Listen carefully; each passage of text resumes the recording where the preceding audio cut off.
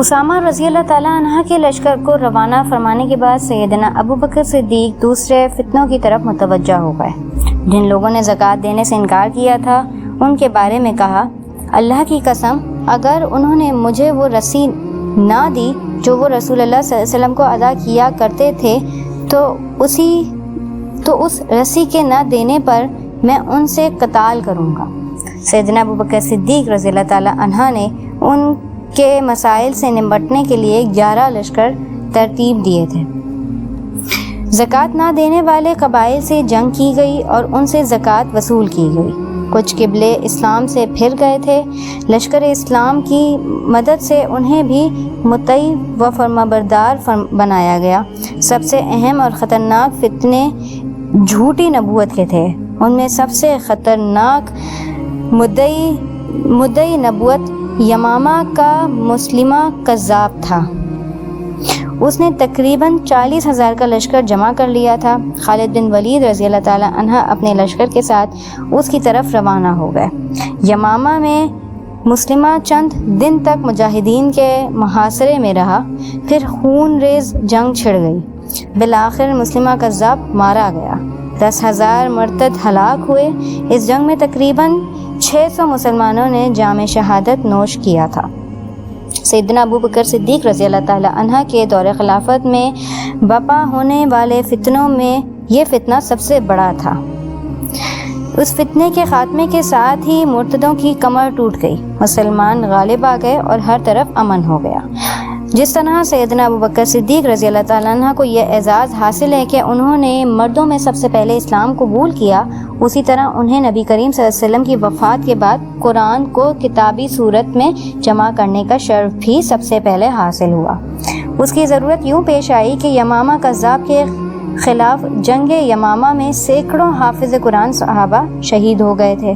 خطرہ تھا کہ اگر جنگوں میں یوں ہی شہادتیں ہوتی رہیں تو جن لوگوں کے سینوں میں قرآن محفوظ ہے وہ ختم ہو کر رہ جائیں گے۔ چنانچہ سیدنا ابو بکر صدیق رضی اللہ تعالیٰ عنہ نے زید بن ثابت رضی اللہ تعالیٰ عنہ سے کہا، آپ عقل مند اور نوجوان آدمی ہیں، میں تمہیں اس کام پر مامور کرتا ہوں۔ آپ رسول اللہ صلی اللہ علیہ وآلہ وسلم کے لیے وحی لکھتے رہے ہیں، لہٰذا آپ قرآن کریم کے حصے تلاش کریں اور جمع کریں۔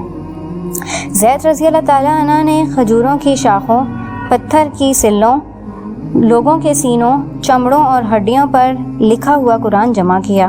سیدنا ابو بکر صدیق رضی اللہ تعالیٰ عنہ کی زندگی میں یہ قرآن ان کے پاس رہا، پھر سیدنا عمر فاروق کے پاس رہا اور ان کے بعد ان کی بیٹی ام المومنین حفصہ بنت عمر کے پاس آ گیا۔ اندرونی مسائل پر قابو پانے کے بعد آپ ایران اور روم کی طرف متوجہ ہوئے۔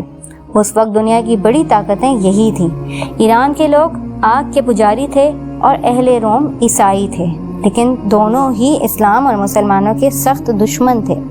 رسول اللہ صلی اللہ علیہ وآلہ وسلم نے اپنی زندگی مبارک میں آس پاس کے ملکوں کے سربراہوں کے نام خطوط روانہ فرمائے تھے، جس میں انہیں اسلام قبول کرنے کی دعوت دی گئی تھی۔ ایران کے بادشاہ خسرو پرویز نے آپ صلی اللہ علیہ وآلہ وسلم کا خط پھاڑ کر پرزے کر دیا تھا۔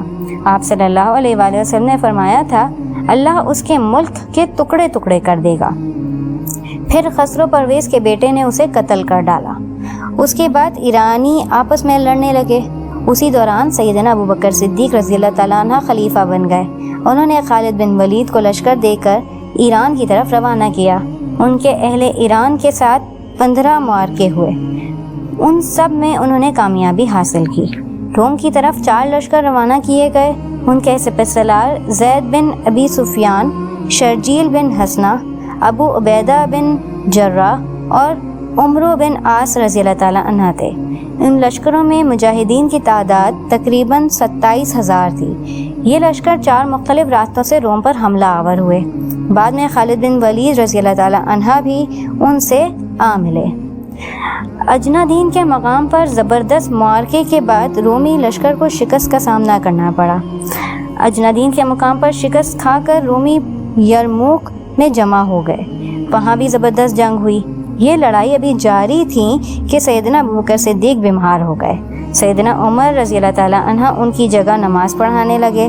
جب بیماری نے شدت اختیار کی تو سیدنا ابو بکر صدیق نے وصیت فرمائی، میرے بعد عمر خلیفہ ہوں گے۔ یہ وصیت سن کر صحابہ نے کہا، آپ نے عمر رضی اللہ تعالیٰ عنہ کو خلیفہ بنا دیا، حالانکہ ان کے مزاج میں بہت سختی ہے۔ سیدنا ابو بکر صدیق رضی اللہ تعالیٰ عنہ نے فرمایا، جب خلافت کا بوجھ سر پر پڑے گا تو یہ سختی جاتی رہے گی، وہ امت کے بہترین آدمی ہیں۔ بیماری کی حالت میں انہوں نے پوچھا کہ خلیفہ بننے سے اب تک بیت المال سے کتنا وظیفہ ملا ہے؟ حساب کر کے بتایا گیا تو آپ نے فرمایا کہ میری فلاں زمین بیچ کر یہ رقم بیت المال میں جمع کر دی جائے۔ مسلمانوں کے مال غنیمت میں ان کے پاس ایک حبشی غلام، ایک دودھ دینے والی اونٹنی اور کچھ مال تھا۔ انہوں نے وصیت کی کہ وفات کے بعد یہ چیزیں سیدنا عمر تک پہنچا دی جائیں۔ پھر انہوں نے وصیت کی کہ میری قبر رسول اللہ صلی اللہ علیہ وآلہ وسلم کے پاس بنانا۔ اپنے کفن کے بارے میں انہوں نے کہا، میری ان دونوں چادروں کو دیکھنا، جب میں فوت ہو جاؤں تو ان کو دھونا اور مجھے انہی چادروں کا کفن دینا، اس لیے کہ نئے کپڑے کی میت کی نسبت زندہ شخص کو زیادہ ضرورت ہے۔ پھر فرمایا، نبی کریم صلی اللہ علیہ وآلہ وسلم کی وفات کس دن ہوئی تھی؟ جواب ملا، پیر کو۔ فرمایا، آج پیر ہے، مجھے امید ہے میری وفات بھی آج ہی ہوگی۔ سیدنا عائشہ رضی اللہ تعالی عنہ بیان کرتی ہیں کہ جب سیدنا ابو بکر صدیق پر موت کا عالم طاری ہوا تو میں نے قول حاتم سے ایک بات کہی، جب موت کے وقت حلق میں سانس گھٹ جاتی ہے اور اس کی وجہ سے سینہ یعنی دل تنگ پڑ جاتا ہے تو اس وقت مال و دولت کسی کے کچھ کام نہیں آتا۔ سیدنا ابو بکر صدیق نے یہ سن کر فرمایا، پیاری بیٹی، آپ ایسا نہ کہیں، بلکہ کہیں موت کی سختی حق کے ساتھ آ پہنچی، یہی ہے وہ چیز جس سے تو بھاگتا تھا۔